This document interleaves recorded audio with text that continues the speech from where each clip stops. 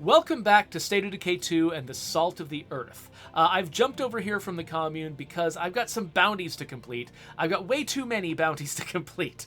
I haven't been playing the game nearly as much this past month as I usually do, which means that not only do I have October's bounties to complete, but I also have November's. I've fallen behind. So, right now, I've got a handful of bounties that I haven't completed yet. One to kill zombies with assault weapons, and one to kill zombies with fire. This isn't going to be too hard. I've brought a Red Talon guy who's really good at popping off headshots. The main thing I need is just the time to do it. There we go. This will take a little time. One thing I should have done actually was hit that bloater with some fire so I could get some fire credit and also blow up the other zombies. Hadn't thought about that. So the reason I'm with the Salt of the Earth is because they are so much better equipped than a lot of my other communities, because I've been running them in green maps for so long. They've just collected so many resources, I hardly know what to do with them. They're also at a lower difficulty, so I'm feeling a little less scared. And they've got plague zombies that I can fight, which I think a couple of there might be some bounties. I might have already completed them, but I think there may be some bounties that involve plague zombies. There's definitely 3 bounties that involve plague hearts. I'm not sure if I'm going to feel up to trying to tackle those bounties because they're particularly hard, but we have to improve our storage capacity. Unless we like losing can stuff I? like this. Yeah, I can't do that from here. So I'm just going to run around, kill some zombies, pop some heads. And if anybody's got any, I don't know, questions, discussions they want to have, I mean, this isn't going to take a lot of my attention. So I'm happy to chat about whatever. Woo! I didn't even see that zombie, but he did. One nice thing about playing in the green zone is you get so many plague samples. Almost halfway there. Gotta recover my stamina just a little bit and get a little closer. Oh, I love that this guy is, like, dancing. He kind of reminds me a little bit of, what was he called? Like, that dancing Viking? That one video on the internet of that Viking guy who, I don't know, some dude is being a jerk at some kind of festival. And this Viking just, like, gets in his face and, like, makes him stop. And then just starts dancing. I love that video. And for some reason, the zombies, when they're just sitting there pounding the ground and ranting, they remind me of the way that guy dances. Techno Viking. Yes, that's what they call him. Techno Viking. Thank you, Glitch Sensei. Whoa.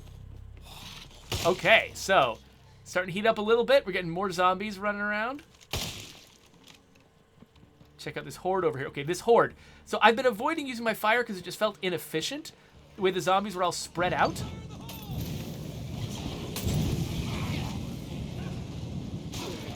But, there we go. Oh, I love it when Aim Snap tells you about a zombie attacking you that you weren't even aware of. Oh, right. Sorry.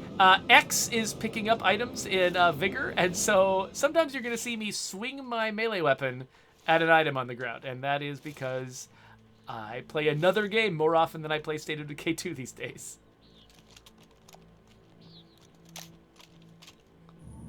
Brady says, I beat your game 3 times, and I'm still new to the controls for it. Well, that makes me feel less bad. I think I've beat the game. How many times have I beat the game? I think I beat it 4 times on Standard, 4 times on Dread, and this is coming up on my 4th time on Nightmare. So I guess I've probably beaten it 11 times, just as a regular old player. Of course, I've played it a lot. I've played it a lot without beating it. Because, you know, you kind of play this game indefinitely if you want to. Alright, so where do I want to go? I want to go somewhere that has gas. Because I just want to have a lot of gas cans lying around so that I can easily get my gas can bounty. I've got some gas cans in the back of this van. which I'll be able to use at some point. But that's another thing. I got to travel around a little bit so I can run myself out of gas, so I've got a reason to use gas.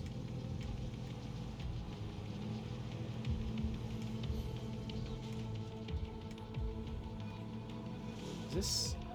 It's not a lot of zombies, but it's a few. I'll take them out.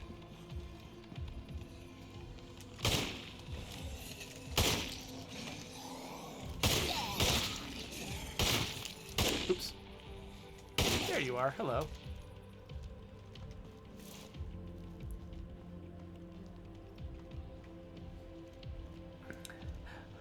Oh, Mad Max is talking about the fact that it's easy for sort of the controls to get a little bit crossed, and you're trying to administer the final kill on a zombie, and then you also end up opening your car door. Yeah, that can happen. Hey there, Yaza. Thanks for coming in here. Things are going pretty well. Just got back from a trip to Utah, which is why I didn't stream for the past 3 days. And now I'm running around trying to complete some bounties. I gotta kill 75 zombies with assault rifles. But luckily, I've got a red talon guy with aim snap. And the only question is, can I find clusters of zombies that feel worthwhile to attack? Like, if there's only like 3 zombies, I'm like, why?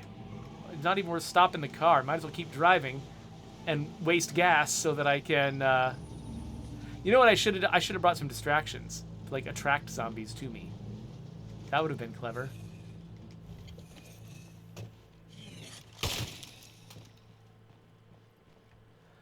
I also thought I'd come and grab some gas, because why not? I've got a... This community does not need gas, but I've got a gas can bounty, so... Might as well replace the stuff I'm using. Drop that, and that. Wah! Oh no! Okay, this is what I was looking for.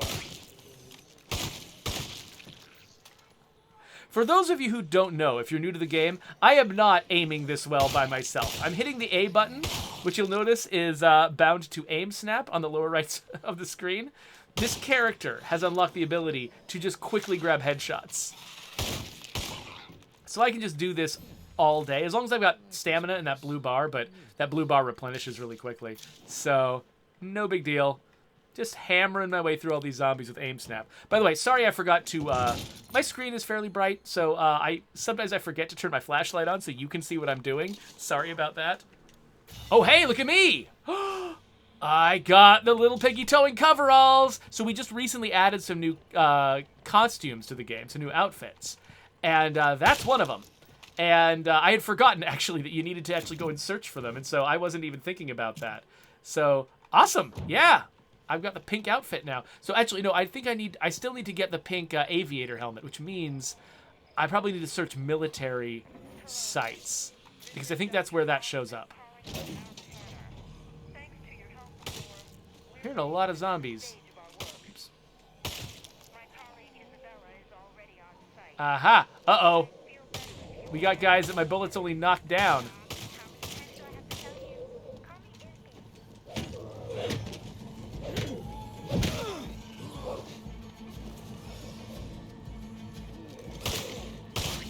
There we go. There's the bounty I was looking for.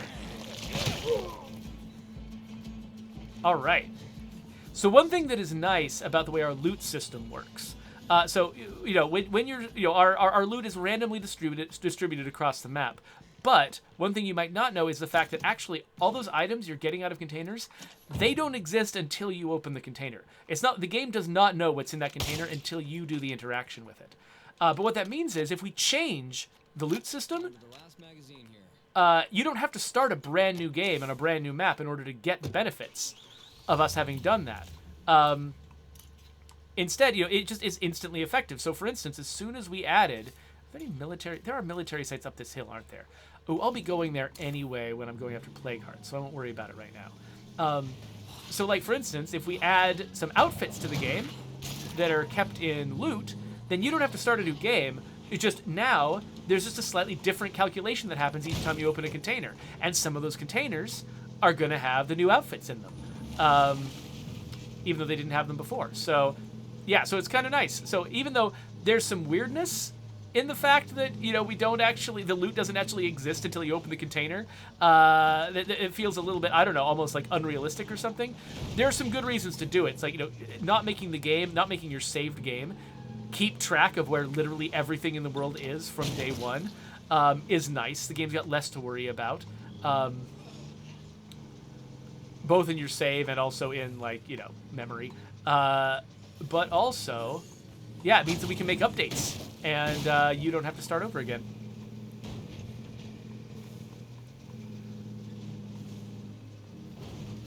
Let's see here. I am nervous about looking at the chat while I'm driving, so we're going to run... Actually, wait, should I run home? No, I shouldn't run home. I should go talk to the bounty broker. That's what I should do, which is over here. So let's head down to the bounty broker. And again, that'll waste some more gas, which means I'll be able to use another gas can before I swap out my bounties. But while I'm near base, let me catch up with the chat a little bit here. Okay, so Zedric said, I got all of the boons, all the legacy boons for completing the game, individually, except the green ones in Nightmare Warlord, and have the legacies, many, many more. I still get controller amnesia when I'm dealing with other addictions. Yeah, no, it's not even really forgetting what the buttons are. It's the fact that you sort of relegate that information to a part of your brain that isn't extremely conscious. It just remembers where actions are. And so when you switch games, you basically overwrite that part of your brain that remembers how to do things. And yeah, so it doesn't really matter how much you played it before. It's not really, it's almost not even the same as forgetting something. It's just making a new habit on top of your old habit. And I'm ignoring sort of the fact that when Zedric originally started talking about boons, he accidentally typed boobs, which was amazing. So Brady wants to know what happened to the original State of Decay characters like Marcus, Ed, Maya, and Alan. Only Lily, Ray, and Mickey are in the game. Yeah, so we were probably a little bit too doctrinaire about this when we made the decision, but basically we sort of made a rule for ourselves that any character you could have gotten killed in State of Decay 1, we did not include in State of Decay 2. So Lily was immortal, and so we brought Lily in. Ray Santos was an NPC who gave you missions, but you couldn't get him killed. Mickey was an NPC who I think could provide you with sniper fire, but he was not killable. And we made an exception for Sasquatch because we felt like even if you watched him get his head ripped off or something, he could probably survive that. So Sasquatch also carried over from Lifeline. But as a general rule, we tried to avoid bringing in the other characters as characters because if you were a player of the original State of Decay 1 and you had a very strong memory of Marcus or Maya or Ed getting killed, and that was one of your most important memories of the game, which it was for me. Like, getting Marcus killed was actually the moment that made me love State of Decay 1, was when I got Marcus killed. Because I was like, oh, this game is not fooling around, was sort of my reaction to that. Oh, by the way, I should probably gas up this car. And repair up this car. So we figured that, other people might have memories like that, and we didn't want to sort of sully that memory by saying, oh, the thing that, was your most emotional moment playing State of Decay 1, that didn't happen. That's not real. It's not canon. Sorry. And so, and it could be that, it seems like a lot of players are like, I wouldn't have cared about that. And I'm like, okay, fine. And I think that's most of what we've heard is that, like, we didn't need to try so hard. But at the same time, that's why we did it. It's because we wanted basically the consequences of your actions to keep mattering. Okay, so let's get rid of this car one for now, and look at what else we've got. So, okay, we could try to go after Plague Hearts, or okay, actually, let's do some crafting ones. Let's craft some first aid kits. Because that's easy. Oh, scavenging meds is also easy. Crafting rounds or bolts. Crafting toolkits. I can probably do those right now. So it's 5 first aid kits, 10 toolkits, and 1,500 ammo. Okay, sure. Why did we do that? That's a lot of ammo. So what am I doing? Oh, wait, can I upgrade this workshop? I can. Why have I not? That was silliness. Where is my infirmary? Have I lost my mind? There it is. Hi. Let's craft some first aid kits. Let's go. Craft a couple of those. And a couple more of those. And a couple more of those. Yay! We did it. Is it going to pop up? No, why would it need to... Oh, there it goes. There it is. Bounty complete. All right. Ready to collect. So that gives us an Uzi 9mm. That's pretty cool. Now let's craft some toolkits. Oh, wait a minute. Yes, we can. So originally, while you were upgrading a facility, you could not craft stuff at that facility. But that has changed. You can totally do it. Except, wait a minute. I don't have a ammo press here. Oh, but I don't need one because I've got an armory. Armory is what I need. Okay, so what should I craft? I should probably just craft whatever comes in the largest numbers, which is probably just 1,022 is the cheapest way to do this. Yeah, I should probably just craft 1,022. And also, all I have to do is just hit the A button 1,000,000 times.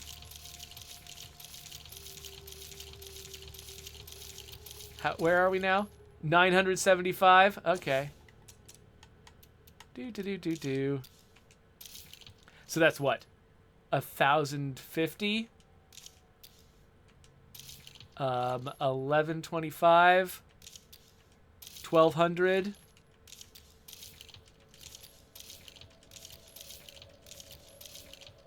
Yes! Math for the win! All right, and then I guess let's do some toolkits. Toolkits, that's what I was coming over here for. It wasn't the ammo, it was the toolkits. So, toolkits. Now, if I have... Oh, I do have an auto shop. At the auto shop, you can craft bulk toolkits. Do advanced toolkits count? Yes, they do. Oh, good. I was worried that we had been way, way too pedantic about that. But nope, they count. Well, I actually kind of prefer those. What am I doing? Oh, wait, I'm in the wrong place. I was going to the auto shop, where I was going to do this. And then this again. And then one more. Math! Hey there, Cash. So now I get a tow hitch club and a doomsday carbine. Nice. Well, that's what these guys are for. So now... All right. I think it probably deserves its own episode for me to be going after Plague Hearts in Melee. So, but we are actually... I've been playing this for nearly half an hour. This might count as an episode. Maybe what I want to do is grab those 3 bounties that involve killing Plague Hearts. Oh, it's bladed weapons. Bladed weapons and close combat. Those don't actually count. Even though close combat uses a blade, technically, those don't count as bladed weapons. So, close combat, bladed weapons. I only have 3 Plague Hearts. I can't do them all in this map.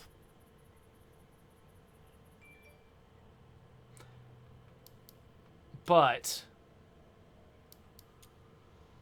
you know, I'll grab them all anyway. I guess. I don't know. What am I going to do? So this place, I've got my best close combat person here. So I probably... Let's cancel this one. Let's just do 3 Plague Hearts destroyed in melee, 2 with close combat. What we'll do is we'll do 2 close combat ones here with Merci. Hopefully she survives. And then we'll maybe do the other one somewhere else. And in the meantime... What else are we going to do? Ferals with crossbows? No, I'm not going to send her out with a crossbow and a close combat weapon. That's crazy. Ooh, crafting plague cures. I've got a new plan, and I need your support to make it work. I forgot that I had another crafting one. Let's craft some plague cures. Plague cures. Plague cure. Plague cure. And plague cure. Yay! Oh, I completed that. Oh, man, we're just making so much progress so fast. It's amazing. There we go. But seriously, what else should I do? Exploding zombies, that could be helpful. Ferals with crossbows. Plague Zeds with vehicles. You know what? Let's just grab that one. We can do that on the way home. Let's head back to the farmhouse and wrap up this episode. So, back when I was talking about... Sorry, I keep losing track of the chat. Back when I was talking about Sasquatch being able to survive basically anything, Airy Twitch points out that apparently one of his lines of dialogue in Lifeline was that if you get him killed, he'll come back and haunt your ass, is what he said. So, yeah, I guess that'll be our explanation. If you got him killed, then his presence over the radio only in State of Decay 2 is just him haunting your ass. That's amazing, Airy Twitch. I will almost want to consider that canon now. He's just a ghost up in that helicopter in Daybreak. And drive around to this side.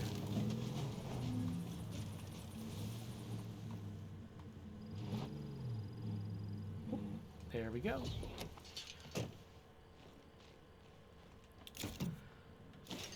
I have no more room for fuel. We're gonna have to make some. We're gonna have to make some Molotovs or something to use up that fuel. So many thingies. I brought home so many thingies. So one thing I actually could have considered doing is saving all those prizes for the commune, because getting free things is nice for the community that I'm actually putting, you know, work into trying to win the game with. But I mean, I think they'll be fine without, right? Oh wait. Oh, hey, there's a. Oh, wait a minute. I don't have that. Oh, I don't have the killing ferals with crossbows bounty up yet. I was about to switch to my crossbow and kill it, but I don't have that one up yet. So, nope, that's not going to be what I do. What am I going to do? What was I going to do? Oh, right. I was going to find out. Okay, I've got too much of everything. I should probably spend some ammo and especially some fuel making some stuff. So let's craft some fuel bombs. Let's, at the armory, let's craft some nades. Oh, I can make some real fancy stuff, too. I can make some napalm. More nades. And I'm trying to remember, in Dread, how many C4 charges does it actually take? And how many nades does it take to destroy a Plague Heart? Because what I want to do is, like, butter up the Plague Heart with big destructive stuff, but then take it out with close combat. You know what? That's a problem I can solve in the next episode, because that's when I'm actually going to do it. So let me try to catch up with the chat again. Sorry I keep falling behind everybody.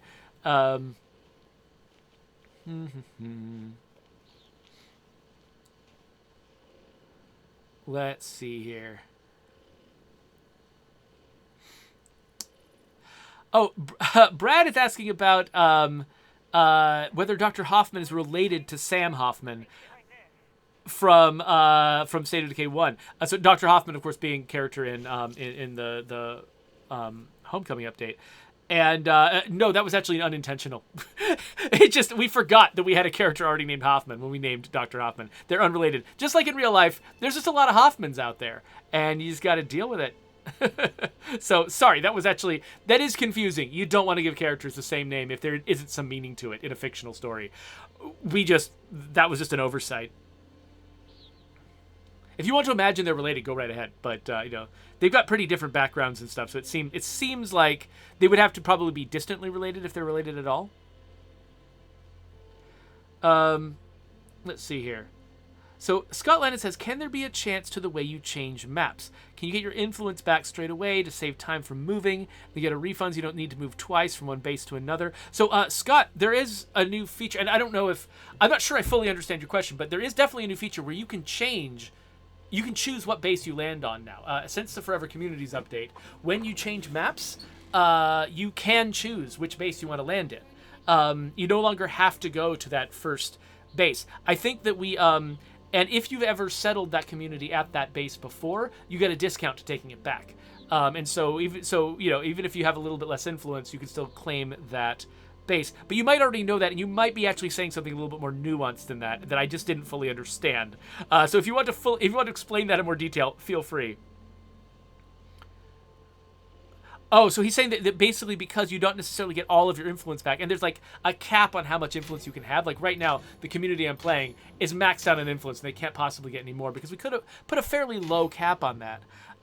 Sometimes basically he's saying you often don't have enough influence to claim the new base. Yes, so you do kind of have to plan ahead to make sure you've got as much influence as you possibly can.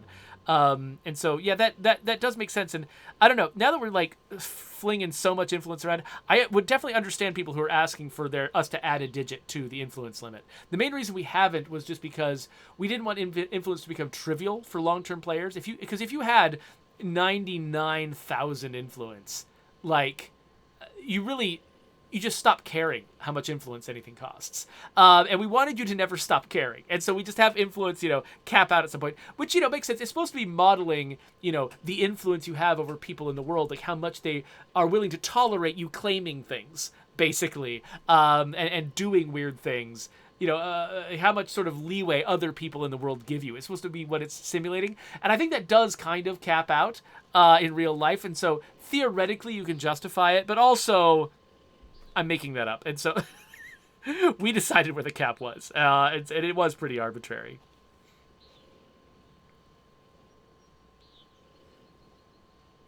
Oh, okay. So Raneth Cord highlights the real problem there, is the fact that the refund for your outposts doesn't happen until after you move. And the move doesn't happen until after you claim the base. And so you have to use influence you have in your pockets right now in order to... That makes sense. Now I understand what you're saying. Absolutely. I'm just taking a note about that. So, refund influence from outposts in new map base choosing math, whatever. I'll remember what that means. Okay, yeah, that makes perfect sense. So Scott, thank you for bringing that up, and Raneth Cord, thank you for helping me understand what the problem was. Because again, like, I've been off the State of Decay 2 team for a year, and so I have lost track of a lot of the details. And so sorry if I'm not always the best source and the best most informed person when it comes to this sort of thing, because it's just there's so many details, and so many details in the new work that I am doing. It's really easy to lose track of stuff, so I really appreciate it. Kong Phoenix wants to know, what is the best weapon against hearts that is not a mod weapon?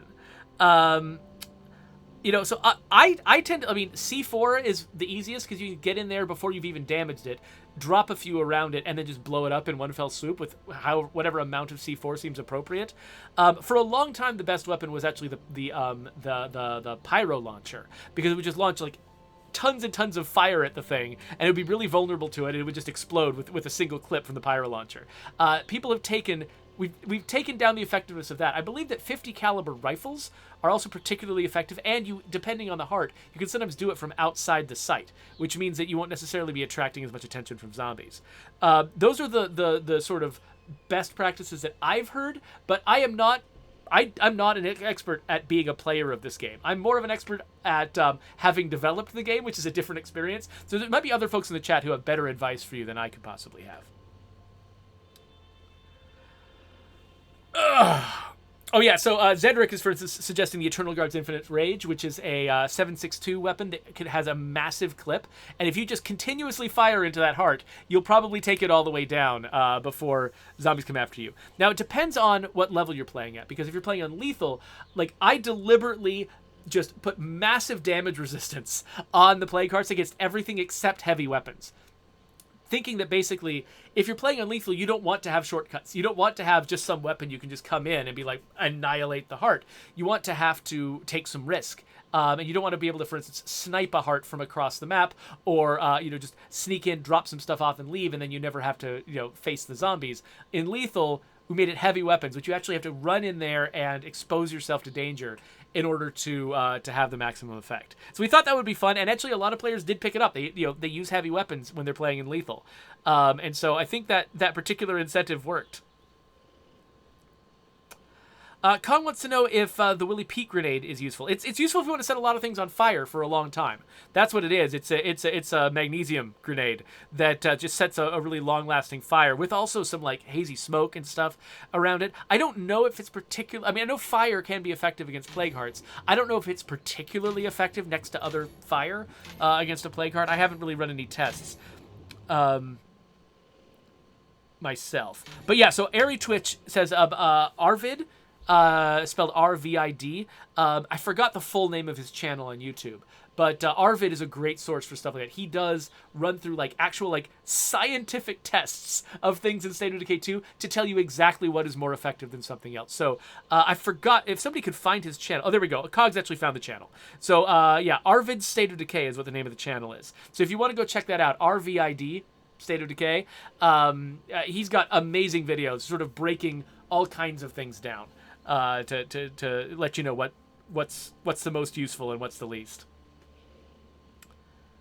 Okay, I am going to cut out of this episode, but I'm going to make one more episode to try to take out those plague hearts and get those bounties. So if you're watching later on YouTube, that will become a subscribe button, and the next video with this community is going to go right here. So click on that if you want to keep going.